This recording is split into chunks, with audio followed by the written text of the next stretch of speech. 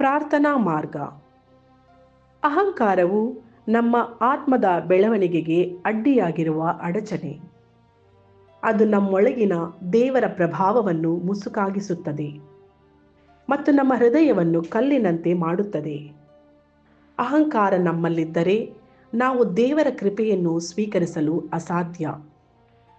ಯಾಕೋಬನ ಗ್ರಂಥದಲ್ಲಿ ಅಧ್ಯಾಯ 4:6 ವಚನದಲ್ಲಿ ನಾವು ಕೇಳುತ್ತೇವೆ, ದೇವರು ಗರ್ವಿಷ್ಠರಿಗೆ ವಿರೋಧಿಸುತ್ತಾರೆ, ವಿನಮ್ರರಿಗೆ ಕೃಪೆ ನೀಡುತ್ತಾರೆ. ಅಹಂಕಾರವನ್ನು ತ್ಯಜಿಸುವುದು ಎಂದರೆ ಸ್ವಂತ ತಲೆ ತಗ್ಗಿಸಿಕೊಳ್ಳುವುದು.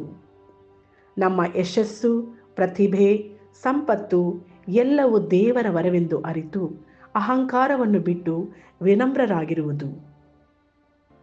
ನಮ್ಮ ಮೇಲೆ ತಪ್ಪು ಮಾಡಿದವರನ್ನು ಕ್ಷಮಿಸಿ ಅವರ ಮೇಲೂ ದೇವರ ದಯೆ ಹರಿಯಲು ಪ್ರಾರ್ಥಿಸುವುದು.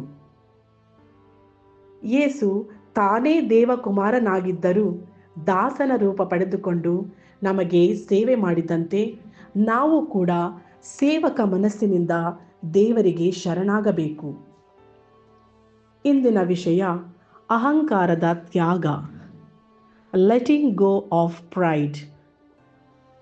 ಪ್ರಿಯ ಸಹೋದರ ಸಹೋದರಿಯರೇ, ಅಹಂಕಾರ ನಮ್ಮ ಆತ್ಮವನ್ನು ದೇವರಿಂದ ದೂರವಿರಿಸುತ್ತದೆ. ಇದು ನಮ್ಮ ಹೃದಯದೊಳಗೆ ಹತ್ತಿರವಾಗಿರುವ ದೇವರ ಸನ್ನಿಧಿಯನ್ನು ಮುಚ್ಚುತ್ತದೆ. ಅಹಂಕಾರದ ದಾಸನಾಗಿದ್ದರೆ ನಾವು ದೇವರ ಮಹಿಮೆ ತಿಳಿಯಲು ಸಾಧ್ಯವಿಲ್ಲ. ಯಾಕೋಬನ ಗ್ರಂಥದಲ್ಲಿ ಅಧ್ಯಾಯ 4 ವಚನ 6ರಲ್ಲಿ ಯೇಸು ನಮಗೆ ಎಚ್ಚರಿಸುತ್ತಾರೆ, ದೇವರು ಅಹಂಕಾರಿಗಳನ್ನು ಎದುರಿಸುತ್ತಾರೆ, ಆದರೆ ದೀನರಿಗೆ ಕೃಪೆ ನೀಡುತ್ತಾರೆ. ತಪಸ್ಸು ಕಾಲದಲ್ಲಿ ನಾವು ನಮ್ಮ ಹೃದಯದ ಅಹಂಕಾರವನ್ನು ಪರಿಶೀಲಿಸೋಣ. ನಮ್ಮ ಸಾಧನೆಗಳ ಮೇಲೆ ಗರ್ವ ಪಡುವುದಕ್ಕಿಂತ ದೇವರ ಮಹತ್ವದ ಮುಂದೆ ನಮ್ಮ ಜೀವನವನ್ನು ಒಪ್ಪಿಸೋಣ. ದೇವರು ನಮ್ಮ ಸಹೋದರನಂತೆ ಶಿಲುಬೆಯಲ್ಲಿ ತಾನೇ ಶೂನ್ಯನಾದಂತೆ ನಮಗೂ ದೀನತೆ ಮತ್ತು ಪ್ರಾಮಾಣಿಕತೆಯ ಬದುಕು ಅತ್ಯಗತ್ಯ.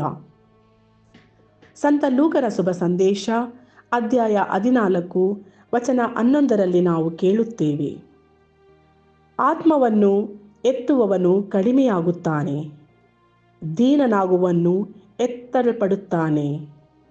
ಆದ್ದರಿಂದ ಪ್ರಿಯರೇ, ಅಹಂಕಾರವನ್ನು ತ್ಯಜಿಸೋಣ.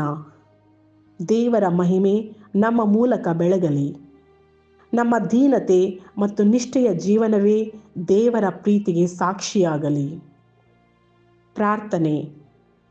ಪ್ರಭು ಯೇಸುವೆ, ನನ್ನ ಅಹಂಕಾರವನ್ನು ತೆಗೆದುಹಾಕಿ ನನ್ನ ಹೃದಯವನ್ನು ಪರಿಶುದ್ಧಗೊಳಿಸಿ ದೀನತೆ ಮತ್ತು ಪ್ರಾಮಾಣಿಕತೆಯ ಹಾದಿಯಲ್ಲಿ ನಡೆಯುವಂತೆ ಮಾರ್ಗದರ್ಶನ ನೀಡಿರಿ. ನನ್ನ ಜೀವನವೇ ನಿನ್ನ ಮಹಿಮೆಯ ಪ್ರತಿಬಿಂಬಿಸುವಂತೆ ಮಾಡಿರಿ. ಆಮೇನ್.